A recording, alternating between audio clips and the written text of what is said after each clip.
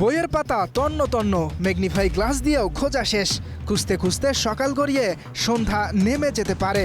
ইংল্যান্ডের বিপক্ষে আর্জেন্টিনার জয়ে রেফারি কিভাবে সাহায্য করলো, কিন্তু হায়, কোথাও কিছুই নেই। আর্জেন্টিনার এই জয় তাহলে কিভাবে করা যাবে, প্রশ্নবিদ্ধ। আর্জেন্টিনা জয় পেলেই খোঁজা শুরু হয় নানা বিতর্ক। ফিফা লিওনেল মেসিদের দিয়েছে বিশেষ সুবিধা, তবে ইংল্যান্ডের বিপক্ষে ম্যাচ শেষে এসবের কিছুই পাওয়া গেল না। মাথায় হাত আর্জেন্টাইন হেটার্সদের।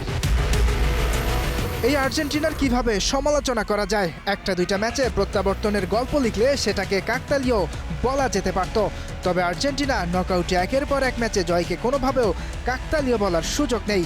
খেলার প্রতি তাদের ডেডিকেশন, জয়ের ক্ষুধা আর হারার আগে না হারার মানসিকতাই এনে দিচ্ছে জয়। নিজের দলের খেলা দেখে বিস্মিত খোদ আর্জেন্টাইন কোচ লিওনেল স্কালোনি। একের পর এক ম্যাচে লিওনেল মেসি, এনজো ফার্নান্দেসরা যা করছেন তা বলার মতো ভাষাটাও হারিয়ে ফেলেছেন তিনি।